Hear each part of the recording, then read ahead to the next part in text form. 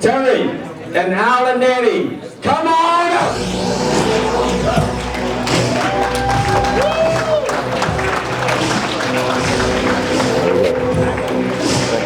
Thank you. Go for it. Oh! Good morning. Good morning. Is that okay in the back? Good. I used to think Marissa liked us until she said, "You're going to speak after Kevin." But there's a blessing in that too, because he prepared you for my southern accent. Maybe it'll help you a little bit. So, what we want to talk to you about is why we're here. And we hope it'll mean something to you if you're looking at a big change in your life. So, we've titled this, The Journey of Towering Pines Real Estate. That was the name of the company that we started in early 2013. We opened our doors on March 1st. And I was agent number 1, she was agent number 2. Actually, I was 3. Oh, that's right, 3. What drove our timeline was I was teaching pre-licensing at the local community college, and a client of ours who said, "I'm about to get a real estate license," let us know that, and we said, we can't let her go to the other company, so let's go ahead and get moving. So, you heard a name yesterday a couple of times. Dave Jenks was a friend of ours. He was someone that we got close to. When he had his hiatus from the other company, he went on a bicycle tour of the United States. I don't know if you remember that or not.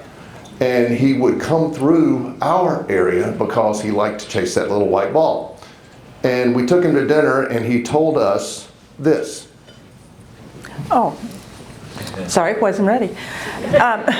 What Dave said was at that point in time, technology was so accessible for everybody that it evened the playing field across the board, so that having a boutique firm at that point in time was going to be perfect. So when he said, "Who needs a brokerage?" it rang true to us. And without going to details about his own personal chase for freedom or whatever, it made sense to us, so we moved forward with that. And what that allowed us to do was to build what we called a boutique firm. And Towering Pines was able to provide to its agent a lot of these things. You want to talk about that? Well, you've got it all on the slide. We could give training, we could give websites, we could give them the support. Everybody has our phone number, even still today, from 7 in the morning till 9 at night. At 9 at night, unless your family phones are off. But we were able to do competitive compensation and keep up and give everybody what they really needed with a great place to thrive. It wasn't the equal of what some companies did, but for an independent company, it was fine. Because we had one mission, and that mission was to give our agents the opportunity to become the best version of themselves. So even though technology gave us an even playing field, it wasn't perfect. Oh, just keeping up with all the latest technology. I mean, we know even with EXP, we've just gone from Workplace to Slack, just trying to run a business, keep up with everything that was changing constantly. Getting everybody on board, getting everybody trained is really, really hard. The calls, you know, being a husband-wife team, Allan was broker in charge. If they didn't like what he said, they'd call me. Anybody ever had that experience?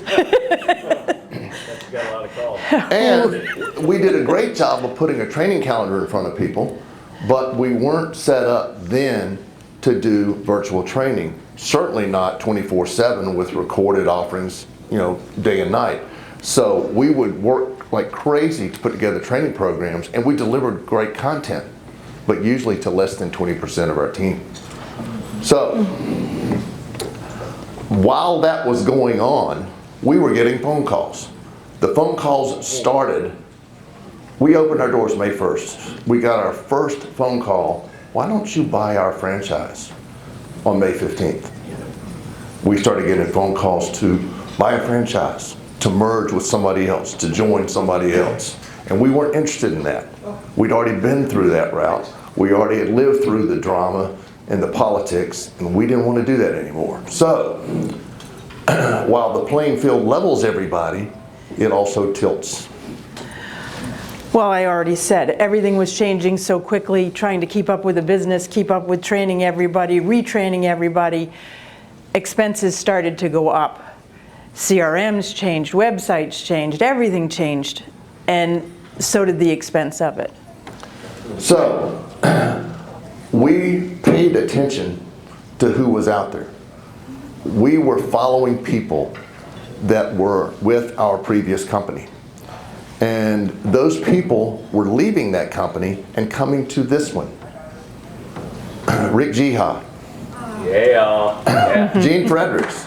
Yeah. And since then, 2 more prominent people from that company have joined. Well, several people from that prominent people but from that company have joined, but these were folks that we were paying attention to. These are folks that we were watching and listening. So we needed to know, what do they know that we need to know? Well, you can see our trees have multiplied and we had grown, but our quality of life had really gone backwards with so many people and keeping up. So we decided to start listening to some of those phone calls. And as it turns out, we were listening to 2 different people. So we finally decided to tell each other what we had been hearing. That's our 4-legged son, Brett, which is the way he normally appears. Anyway, since then, we haven't looked back. Lisa stole our line yesterday because we do really feel like the future's so bright that we got to wear shades. And here's why. For $85 a month, we got all of this. We got all of this for $85 a month. Now, you can take a picture, but watch out because half of that list is going to change in the next 2 years. And the reason I say that is because half of that list wasn't on that list 2 years ago. There was a quote from EXPCon when Glenn was on stage that I have remembered like it was last night. He said, at EXP, everything is in beta. Think about that.